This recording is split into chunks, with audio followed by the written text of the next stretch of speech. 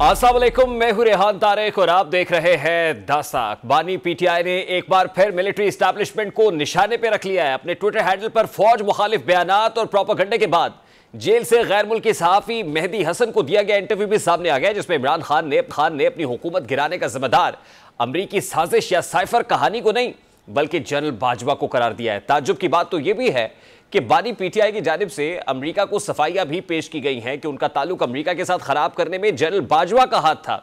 जलसा-ए-आम में cipher लहराने, America को आंखें दिखाने और डोनाल्ड लू को अदालतों में घसीटने जैसे बयानात के बाद बानी पीटीआई अमेरिका से खुशगवार ताल्लुकात के ख्वाह हैं, जबकि मिलिट्री एस्टैब्लिशमेंट के निशाने पर हैं। हमूदुर रहमान कमीशन रिपोर्ट का हवाला और अब जेल से दिया गया हालिया इंटरव्यू एक ऐसे वक्त पे सामने आए हैं कि जब army chief general Asim Munir की ज़ेर सदारत रावलपिंडी में फौज की हाई कमान का इंतहाई अहम इजलास हुआ।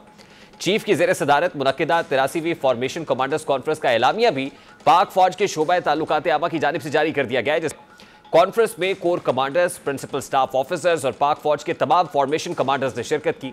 बयान में कहा गया है कि इजलास में फोरम ने शोहदा के साले सवाब के लिए फातह खानी की और मुल्क की हिफाजत, सलामती और खुद मुख्तारी के लिए मुसल्लह अफवाज के अफसरान, जवानों, कानून नाफिज करने वाले इदारों और पाकिस्तानी शहरियों समेत शोहदा की अजीम कुर्बानियों को जबरदस्त खराज अकीदत पेश किया।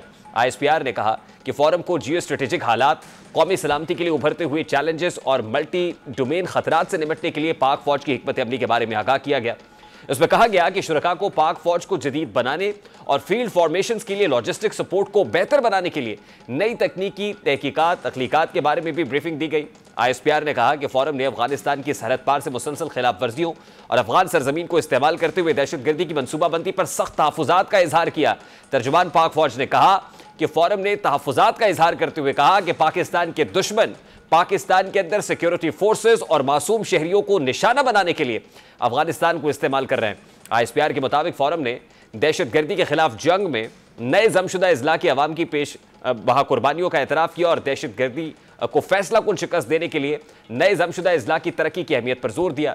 तर्जुमान पाक फौज ने बताया कि फोरम ने बलूचिस्तान में समाजी और इक्तसादी तरक्की की जरूरत पर भी जोर दिया कि बैरूनी तौर पर प्रोपेगेंडा करने वालों का मुकाबला किया जा सके।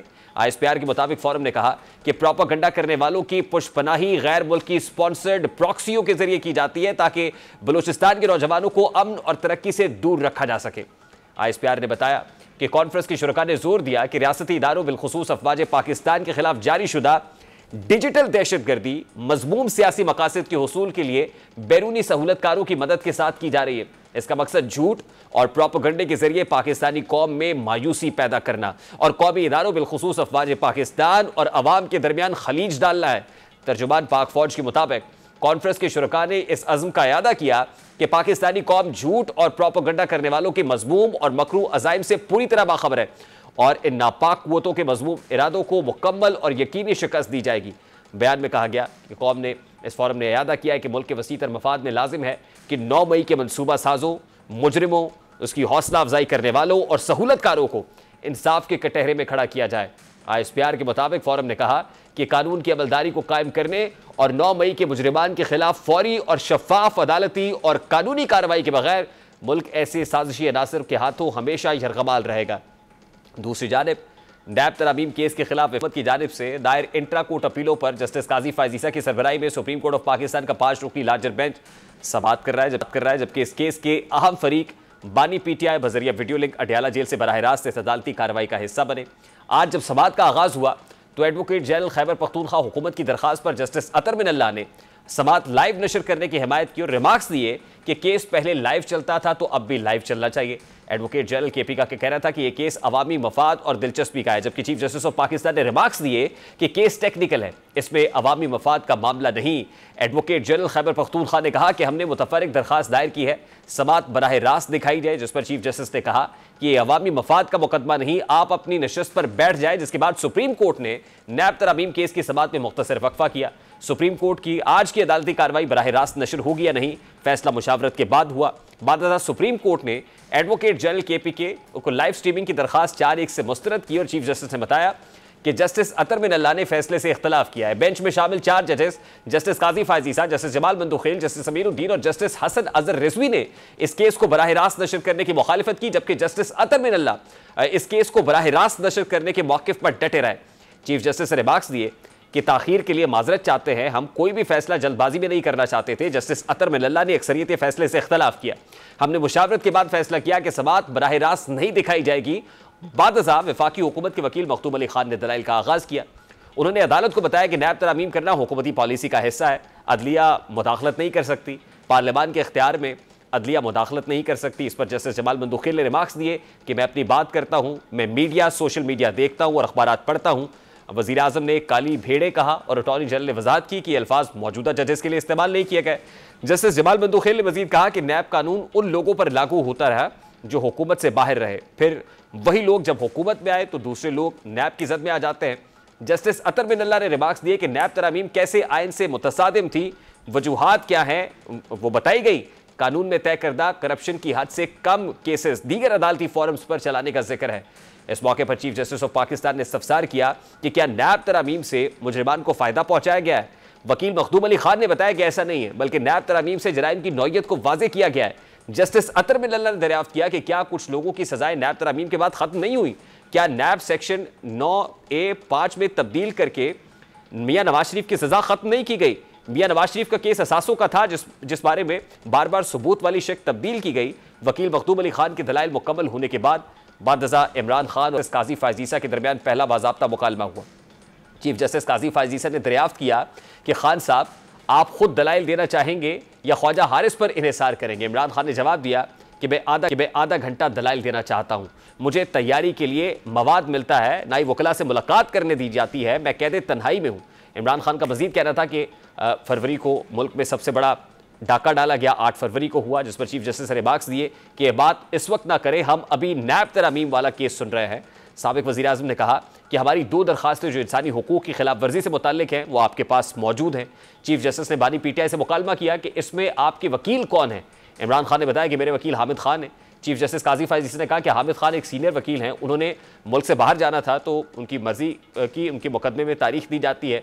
बादशाह इमरान खान ने बताया कि चीफ जस्टिस साहब जेल में 1 विंडो ऑपरेशन है जिसको एक साहब ऑपरेट करते हैं, आप उनको ऑर्डर करें कि मुझे कानूनी टीम से मुलाकात करने दें, मुझे कानूनी टीम से मुलाकात करने नहीं देते, मुझे यहाँ कैद तन्हाई में रखा हुआ है। बादशाह सुप्रीम कोर्ट ऑफ पाकिस्तान की जानिब से इसकी केस की समाअत गैर मुअय्यना मुद्दत तक के लिए मुलतवी कर दी गई।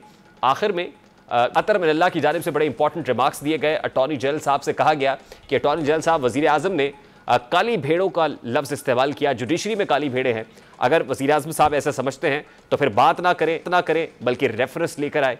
ये बड़ी इंपॉर्टेंट बात है जो जस्टिस अतर मिनल्ला कर रहे थे। अब बानी PTI को मिलने की इजाज़त दी गई, अपनी लीगल टीम से वकला से मिलने की इजाज़त दी गई है। इस केस को गैर मुअय्यना मुद्दत तक के लिए मुलतवी किया गया, लेकिन साथ ही ये भी कहा गया कि 50 लोग साथ लेकर जाए, वहाँ पर रश ना लगाए, कानून के दायरे में रहते हुए ये मुलाकात होनी चाहिए। और अल्टीमेटली अब नेक्स्ट जो हेयरिंग है वो कब होगी, इस हवाले से जो है वो अनकरीब ही फैसला होगा कि 3 जून को होती है या 5 जून को ये सामने आती है। आज अदालती कार्रवाई में ड्रामाई मोड़ उस वक्त आया कि जब कार्रवाई बराह रास्त करने पर जजेस के दरमियान इख्तलाफ देखने को मिला और 5 जजेस के बेंच में जो 4 जजेस थे उन्होंने एक तरफ की राय दी।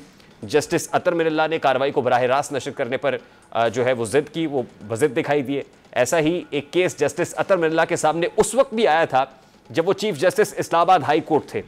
शहरी आमिर अजीज़ की जानिब से दायर दरखास्त में मौक़िफ़ अपनाया गया था कि नवाज शरीफ और मुस्लिम लीग नून के नायब सदर शहबाज शरीफ की तकारीर पर जो TV पर दिखाने से उन्हें रोका जाए। मज़कूरा दरखास्त में साबिक वज़ीर आज़म नवाज शरीफ, शहबाज शरीफ, चेयरमैन पैमरा और दीगर को फरीकैन बनाया गया था और उस वक्त इस्लामाबाद हाई कोर्ट ने साबिक वज़ीर आज़म नवाज शरीफ की तकारीर पर पाबंदी के लिए दायर दरखास्त नाकाबिल समाअत करार देकर मुस्तरद कर दी थी।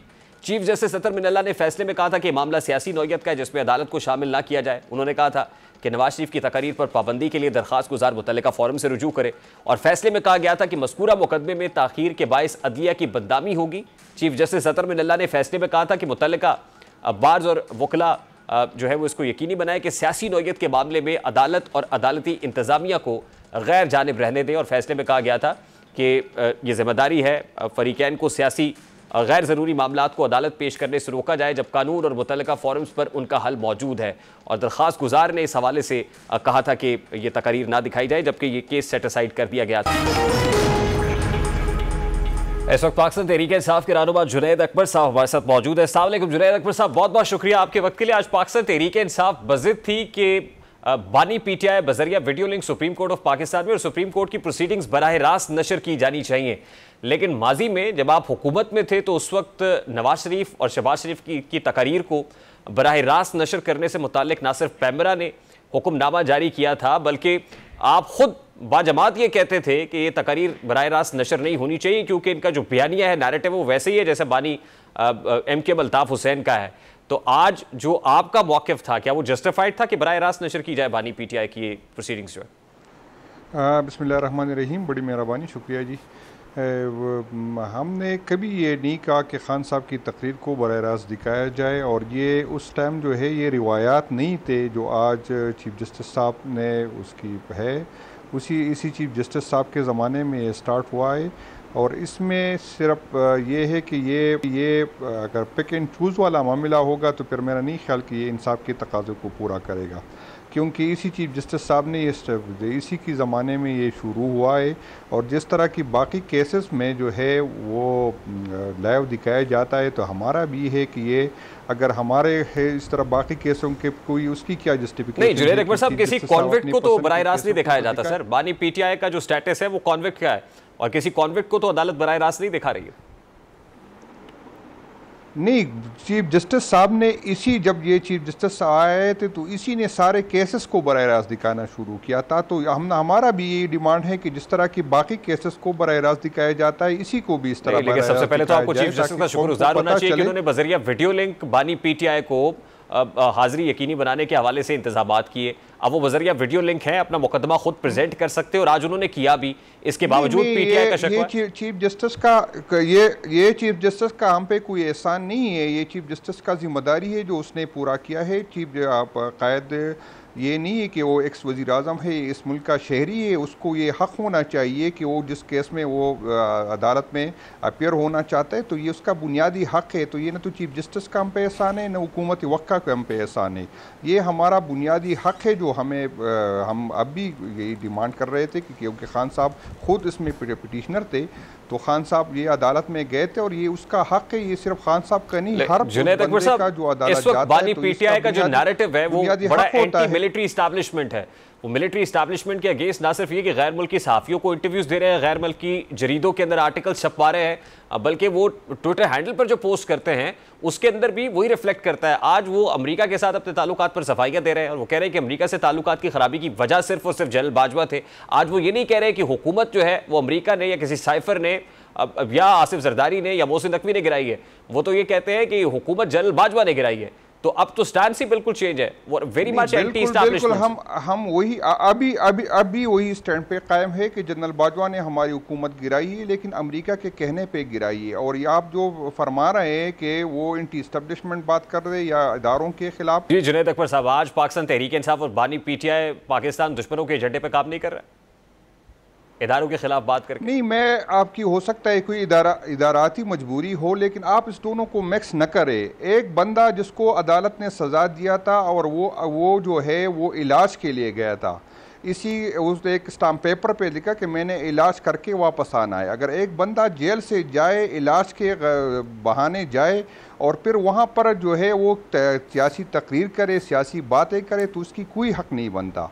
इमरान खान इस वक्त जेल में है, वो सज़ा काट रहा है, या गलत है या सही है, लेकिन वो जेल में है। तो आप नवाज शरीफ साहब को जो धोखे से गया था और वो इलाज के लिए गया था और वहाँ पर वो सियासी एक्टिविटी की आप इजाज़त देंगे, तो मेरा ख्याल ये दोनों को आप लेकिन नवाज शरीफ की तकरीर को बराह रास्त नशर करने पर पाबंदी इसलिए नहीं थी कि वो मफरूर थे या एब्सकॉन्डर थे, वो इसलिए थी कि वो इदारों के खिलाफ बात कर रहे थे। वो इसलिए थे कि गुजरावाला में जब उन्होंने तकरीर की थी तो जनरल बाजवा का जिक्र किया था, जनरल फैज हमीद का नाम लिया था। बंदे को जब उस बहाने से गए, उसको हक नहीं बनता कि वो बात करे, उसका हक नहीं बनता था। वो इलाज के लिए गया था और इसी बहाने के स्टाम्प पेपर पे गया था कि मैं इलाज करके वापस आऊँगा।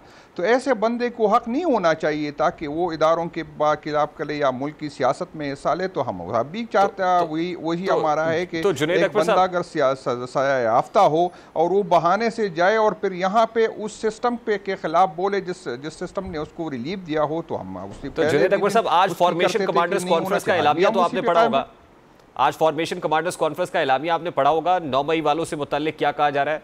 9 मई करने वाले आर्बिट्रेटर्स, फैसिलिटेटर्स सब कानून के कटहरे में लाने का मुतालबा किया और ये फॉर्मेशन कमांडर्स कॉन्फ्रेंस के फोरम से कहा गया है।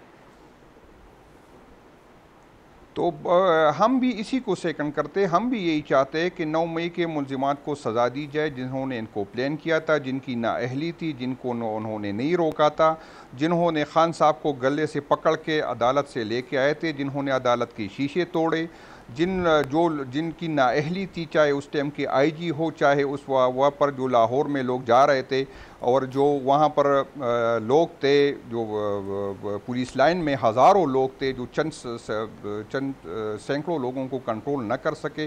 तो हम भी यही चाहते हैं, हम तो यही चाहते हैं, ये तो आप हुकूमत और इस्टब्लिशमेंट नहीं चाहती कि उसका इंसाफ, हम तो कहते हैं कि उसकी फ्री एंड फेयर जो है कर ले और उसको सज़ा दे जो उसमें इन्वॉल्व है। ये तो हुकूमत नहीं चाहती थी। यहाँ पर पंजाब में जो है एंटी टेररिस्ट कोर्ट के जज जो है महीनों नहीं लगते, यहाँ पर केसेस लगते हैं, वकील नहीं आता। तो ये लोग खुद इंटरेस्टेड नहीं है, ये तो इंटरेस्टेड है ही नहीं कि ये चाह रहे हैं। आज ही पीटीआई के 9 मई के 12 मुल्ज़िमान को एंटी टेररिस्ट कोर्ट से जमानतें मिली है सर। हर दूसरे दिन एंटी टेररिस्ट कोर्ट से 9 मई के मुल्ज़िमान को जमानतें मिल रही। सर जी आप बात मेरी सुन ले। एंटी टेररिस्ट कोर्ट इसलिए सजाए वो बावजूद इसके कि वो उसको पता है अगर एक बंदे पे सनम जावेद जैसे खवातीन को जिस पे एक ही दिन में 20-30 जगहों पर FIR काटी जाएगी, तो आप क्या कहते हैं कि उसको जमानत नहीं होनी चाहिए? अगर यहाँ पर एक बंदा वो पार्लियामेंट में हो, एक ही गाड़ी में उसी दिन दो बंदे बैठे और एक पार्लियामेंट में हो और वो 1 साल से जेल में हो, एक खातून क्योंकि उसने पार्टी चूड़ी। 9 मई तो यहाँ तो बहाना था। 9 मई के बाद मैं बार ये बात कर रहा हूँ, अगर किसी अदालतों से अगर रिलीफ मिल रहा है तो फिर अदालतों पे चढ़ाई कैसी? भाईजान ये जस्टिफाई अगर ये नहीं होता तो ये भी नहीं होता कि जो बंदे जो है PTI छोड़ के चले गए उसकी जो है सजाए माफ दी गई। तो ये किसने हक दिया है कि वो सजाए माफ करे? अगर किसी ने प्लानिंग की है तो खटक साहब हमारे सूबाई सदर थे, उसको पकड़े। मैंने तो नहीं की ना, मुझ पे 10 डिस्ट्रिक्ट पे क्यों FIR है? खटक साहब को क्यों क्लीन चीट मिला? वो मेरा सूबाई सदर था। महमूद खान को चीफ मिनिस्टर था, उसकी नीचे वो हमें डायरेक्शन देते, वो उसको क्यों क्लीन चीट मिला? और यहाँ पर कियानी साहब को जो पेंडी में है उसको क्यों क्लीन चीट मिला? तो यही इदारे चाहते नहीं कि इंसाफ हो। अगर इंसाफ होना चाहिए तो जो लोग PTI को छोड़ के तो उसके सारे गुनाह, चलो तो हम मुजरिम हो गए सारे, छोड़ो, हमें सजा होनी चाहिए। लेकिन किसने हक दिया है कि वो पार्टी छोड़ के बस एक प्रेस कॉन्फ्रेंस करे उसकी सजाएं माफ हो जाए? उसको क्यों नहीं डाल रहे? उसको क्यों सजाएं नहीं मिल रही? ये क्या बात है कि मैं मजम्मत करता हूं तो उसका मेरी सजा माफ होती है? ये क्या बरकरार रहता है? तो क्या इदारों के साथ को फायर फाइटिंग हो सकेगी? नहीं, क्या ये कोई एंटी क्लाइमेक्स आ सकेगा? बरकरार रहने से गुनाह माफ नहीं होता। पार्टी थी बरकरार निश्चय, अगर किसी ने जुर्म किया हो तो उसको सजा मिलनी चाहिए। ये किसी इंडिविजुअल, किसी इदारे के पास ये हक नहीं होना चाहिए कि उसकी सज़ा माफ़ कर दे। अगर मैंने जुर्म किया तो मुझे सज़ा दे, लेकिन किसी को ये हक नहीं है कि जो आपको इमरान खान के खिलाफ जो है उसकी पार्टी, और इसी बयानिए को लोगों ने 8 फरवरी को दफन किया, इसीलिए तो रिजल्ट चेंज किया गया कि अगर लोग आपकी बात को मानते थे और इमरान खान को मेरा सवाल ले लेना जुनैद अकबर साहब, मेरा सवाल ये ना जुनैद अकबर साहब कि क्या कोई मुज़ाकरात, कोई एंगेजमेंट हो सकती है? एक तरफ तो आप इदारे से मुज़ाकरात चाहते हैं, दूसरी तरफ आप बंदूकें भी फेंकने के लिए, सरेंडर करने के लिए भी तैयार नहीं है। आप मुसलसल गैर मुल्की जरीदों के अंदर आर्टिकल्स भी लगवा रहे हैं, सहाफियों को इंटरव्यूज भी दे रहे हैं, ट्विटर पे पोस्ट भी कर रहे हैं। इदारों से न रिलीफ मांगते हैं, न इदारों से ये चाहते हैं कि हमें हुकूमत दे। हम इदारों से अगर बात करने को तैयार है तो इसी बात पे है कि इदारे अपने मैंडेट में रहे, अपने जो है हदूद क्रॉस न करे। हम यही चाहते हैं, हम कानून की हुक्मरानी चाहते हैं, हम इंसाफ चाहते हैं। हम इसी पे इदारों के साथ हम नहीं कि हमें हुकूमत चाहिए। इदारों का ये अफर तो हमें पहले सी थी, कि खान साहब छोड़े। अगर 9 मई को वाक़या हो गए तो फिर इदारों की तरफ से हमें क्यों अफर आई कि खान साहब को छोड़े और आप हुकूमत बना ले? अगर लोग हमारी बात को और इदारों की प्रेस कॉन्फ्रेंस पे हुकूमत वक्त की बात को मानते थे तो फिर इदारों को हमें तोड़ने की क्या ज़रूरत पड़ गई? हमें लोग रिजेक्ट करते। क्यों लोगों की वीडियो बनाई गई, उसको ब्लैकमेल किया गया? क्यों उसकी जिस तरह आप यकीन नहीं करें, बयान में नहीं कर सकता जिस तरह हमारे लोगों को किस तरीके से ब्लैकमेल किया गया? तो ये क्यों? अगर आपकी बात में वजन है और आप सच्चे हैं और हम झूठे हैं तो फिर फ्री एंड फेयर इलेक्शन कराते ना। आप लोगों ने तो हमसे निशान हमसे लिया, हम पे ऐसे FIR काटी गई हमें। अगर अच्छा मैं एक बात बता दूं, अगर इदारे वाकई सच्चे हैं और हुकूमत चाहती है कि 9 मई की इंक्वायरी हो तो 9 मई की केस आगे बढ़ाए ना। हमारे MNS पे किस तरह की FIR है? किसी पे आवारा गर्दी की FIR काटी गई, हमारे MNA पे बेंच चोरी की FIR काटी गई। सुप्रीम कोर्ट ऑफ पाकिस्तान से ही रिलीफ मिला आपको? मिलिट्री कोर्ट के अंदर ट्रायल के मामले के ऊपर इंटरिम रिलीफ है, वो नहीं हो रहा है। हम तो हुकूमत से बात करते हैं, हुकूमत से जानने की कोशिश करेंगे। Sir, I have to take a very quick shot. नायब तरमीम केस में आज जस्टिस अतर बिन अल्लाह ने एक पैगाम अटॉर्नी जनरल के जरिए वजीर आजम पाकिस्तान को भी भेजा कि उन्होंने कहा कि जुडिशरी में काली भेड़ें मौजूद है। उन्होंने कहा जुडिशरी में काली भेड़ें नहीं है, उनको बता दीजिएगा काले भूंड है। और अगर वाकई आपको लगता है कि जुडिशरी में काली भेड़ें हैं तो फिर इंतजार किस चीज़ का, रेफरेंस बनाइए। क्या कहा था एक्चुअली वजीर आजम पाकिस्तान पे ने, जिस पे आज रिस्पॉन्ड करना पड़ा जस्टिस जमाल बंदूक, जस्टिस अतर बिन अल्लाह को? जरा उसकी एक झलक आपके सामने रखता है।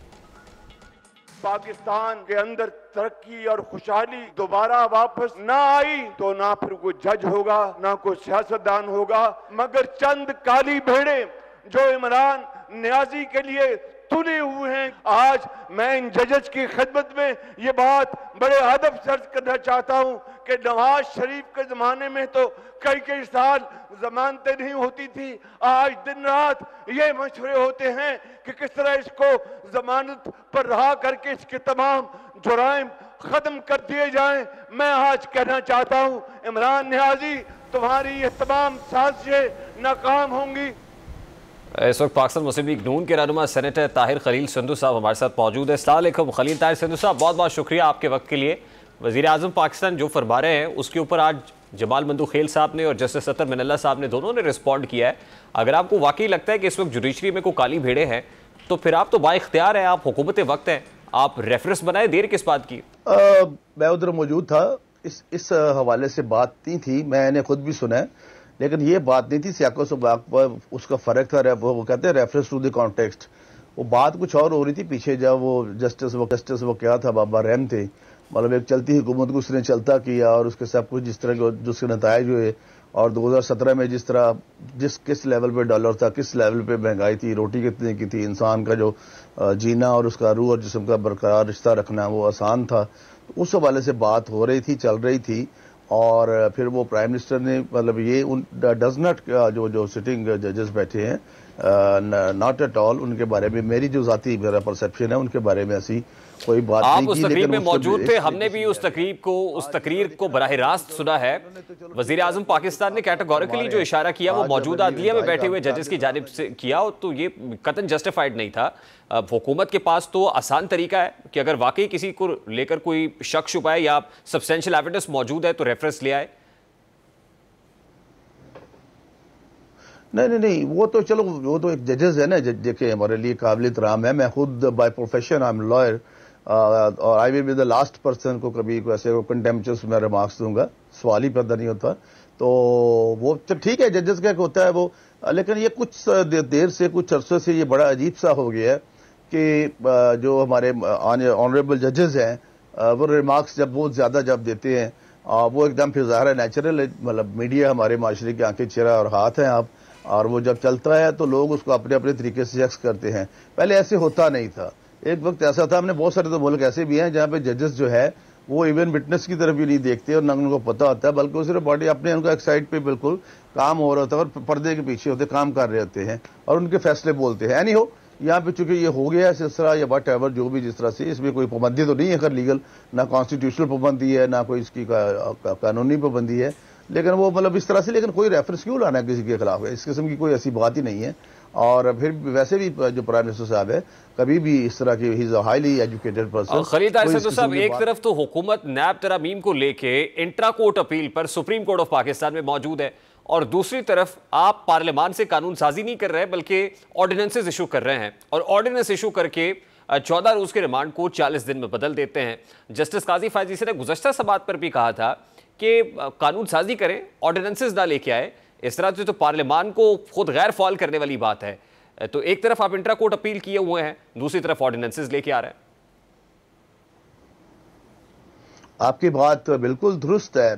मैं ये नहीं कहूंगा कि पिछले 5 साल जो है वो किस किस्म के सदर अलवी साहब के जो थे ऑर्डिनेंस फैक्ट्री बनी हुई थी वहां पे डेली, और इवन पंजाब असेंबली में I was in the opposition, I was chief whip also Punjab assembly, यहाँ पे भी रोजाना ही ऑर्डिनेंस हालांकि ऑर्डिनेंस का बेसिकली तो ज़ाहिर है जो उसकी स्पिरिट है आइन में और रूल्स एंड प्रोसीजर्स में ऑर्डिनेंस ज़ाहिर उसी वक्त ही आता है कि जब कोई आपको नामुसाइद हालात या कोई अर्जेंट कोई किसी चीज़ के बारे में बात करनी हो।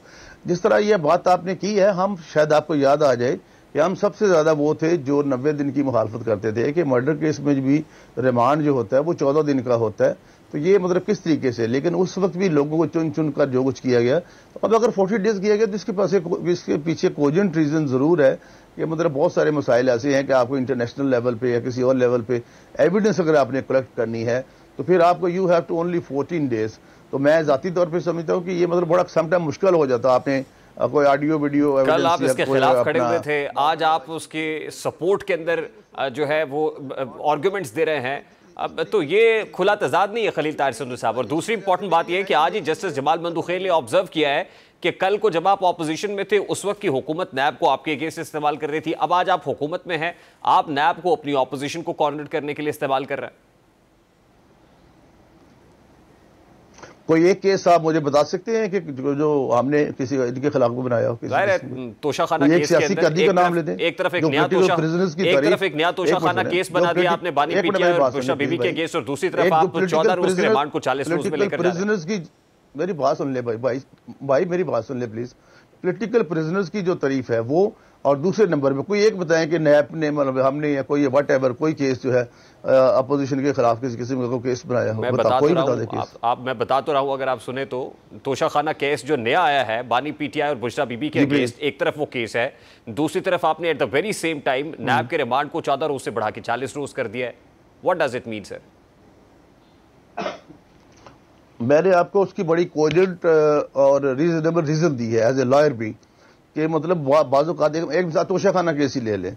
अव्वल तो मतलब जो भी उन्होंने कहा पिछले दिनों जो हाईकोर्ट के जजेस ने जो भी इंसाफ किया या फैसला किया, मुझे नहीं पता फैसला किया या इंसाफ किया, मैं उस बारे में कमेंट नहीं करूंगा।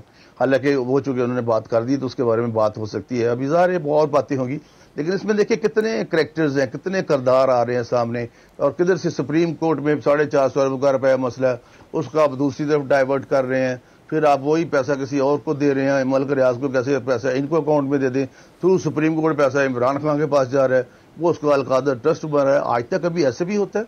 अदालतों का काम तो सिर्फ इंसाफ करना है, जो मैं समझता हूँ एज ए वकील भी और एज ए पोलिटिकल वर्कर भी। तो ये इस हवाले से मतलब ये 14 दिन से 40 दिन it's for the time being some time there are exceptional circumstances कि आपको ये काम करना यहाँ पर तो सोशल मीडिया पे पोस्ट करने पर मुकदमा हो जाता है। पिछले दिनों बानी पीटीआई के हैंडल से महमूद रहमान कमीशन की रिपोर्ट पोस्ट हुई, उसके ऊपर एफआईए मुतहर्रिक हो गई है, मुकदमे का इंदराज हो गया है। अब सूबाई काबीना पंजाब की उसने बानी पीटीआई के अगेंस्ट मुकदमात की मंजूरी दे दी है और लग ये रहा है कि एक बार फिर से पकड़ धकड़ का सिलसिला शुरू होने वाला है। अब क्या ये पॉलिटिकल विक्टिमाइजेशन नहीं है? देखिए जी, पॉलिटिकल विक्टिमाइजेशन तो किसी सूरत में नहीं होनी चाहिए, नंबर 1। लेकिन क्या 190 जो पाउंड से मुकदमा है वो हमने मतलब खाए हैं पैसे? और क्या अगर वो शेख मुजीबुर रहमान की बात दोहरा रहा है और उसमें उन करैक्टर की और वो तस्वीर ला रहा है जो इंडिया वाले चलाते हैं, इज इट ट्रू? क्या ये मुहब्बे वतनी है? क्या ये उसको ये जेब देता है इमरान खान को कि वो अपने आप को कहे? अल्लाह करे जो राना सनाउल्लाह साहब ने कहा कि उसका अंजाम। बहुत बहुत शुक्रिया। Institute of Public Opinion and Research IPOR की जानिब से एक दिलचस्प सर्वे किया गया जो पाकिस्तानी वोटर्स के दरमियान खबरों के हुसूल के तरीकों को वाजे करता है। सवाल यह कि बयानिए की जग में सही मीडियम का इंतखाब क्यों जरूरी है। आईपोर ने पाकिस्तान की बालिग आबादी के दरमियान एक मुल्क गिर सर्वे किया ताकि यह मालूम किया जा सके कि लोग खबरों के लिए कौन सा जरिया इस्तेमाल करते हैं, रिवायती मीडिया या सोशल मीडिया। नताइज के मुताबिक 41% लोग सोशल मीडिया को तरजीह देते हैं जबकि 38% लोग रिवायती मीडिया पर इन्हिसार करते हैं। टेलीविजन खासतौर पर देही इलाकों के रिहायशों में 45%, 31% के साथ खबरों का सबसे बड़ा जरिया है। नौजवान वोटर्स यानी 18 से 35 साल में से 50% के लिए सोशल मीडिया बुनियादी जरिया और फेसबुक सबसे ज़्यादा मकबूल प्लेटफॉर्म है। आला तालीम याफ्ता अफराद भी सोशल मीडिया को तरजीह देते हैं, जहाँ 51% ग्रेजुएट्स और 67% मास्टर्स डिग्री वाले अफराद खबरों के लिए सोशल मीडिया इस्तेमाल करते हैं। ये नताइज इस बात की निशानदेही करते हैं कि अगर इदारे मौसर मुहिम चलाना और अपना बयानिया मजबूत करना चाहते हैं तो उन्हें फेसबुक, यूट्यूब और ट्विटर जैसे प्लेटफॉर्म्स का इस्तेमाल करना चाहिए, खासतौर पर नौजवान और तालीम याफ्ता शहरी आबादी के लिए। प्रोग्राम के वक्त अपने इख्तिताम को पहुंचे, आपसे मुलाकात होगी इंशाल्लाह कल। अपना रखिए ख्याल। अल्लाह हाफ़िज़।